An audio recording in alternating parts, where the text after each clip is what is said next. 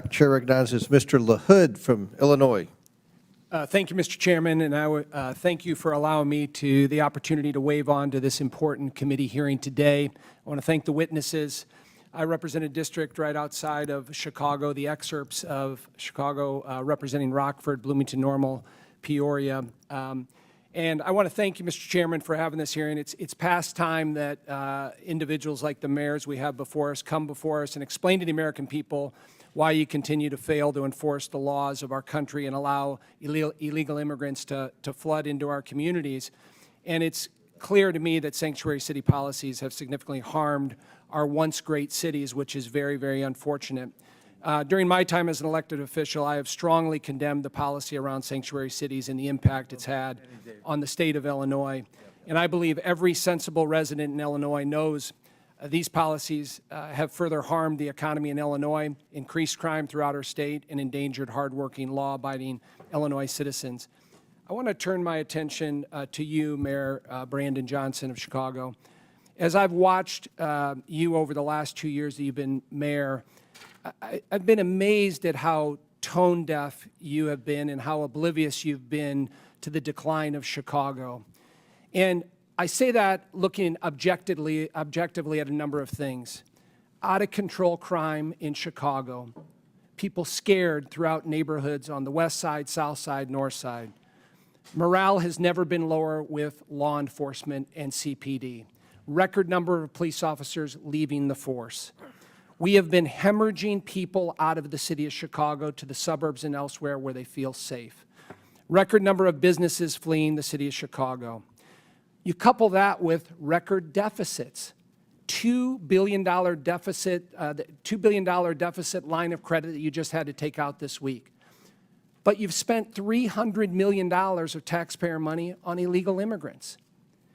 And when I think about all of those things and I look at the strategy you continue to take, I mean, you're putting the interest of illegal immigrants above the interest of taxpayers in Chicago. But you continue to go down this path, and for the life of me, I can't understand it. So, Mayor, tell me why you continue to put the interest of illegal immigrants above taxpayers in Chicago. Thank you for your representation. Violent crime is down in Chicago. Well, let me reclaim my time. So I have a statistic here. Last year, Chicago had 573 murders. Down. Okay, but I want to compare that to the city of New York that is almost two-thirds the size of Chicago, 337 murders. So you had 573 murders in the city of Chicago, and you're one-third the size. That's the lowest amount in 5 years under my leadership. Okay, and you look at the level of violent criminals, sexual offenses, and drug dealers. All violent crime is down in Chicago. In fact, just this year alone, Congressman, respectfully, there's a 20% decrease in violent crime in the city of Chicago. I don't agree with your statistics. Well, it's not a matter of whether or not you agree with it. It's a matter of whether it's a fact. Let me reclaim my time, because I thought you might do this. And when I hear your answer, no one in this room should be surprised that your approval rating is 6.6%. Now, that's not just me saying this. Newsweek article, the least popular politician in America is Brandon Johnson. So, recent poll, M3 Strategies conducted this February 20th to 21st, showed that Mayor Johnson has a 6.6% approval rating, the worst showing of any political figure in the country's history. So, I know you're talking about crime is down and things are great and, you know, the city's flush with money. None of that is backed up by the people in the city of Chicago. And so I'm wondering why you continue to go down this path of failed policies, destruction to the city of Chicago, people fleeing, law enforcement at an all-time low.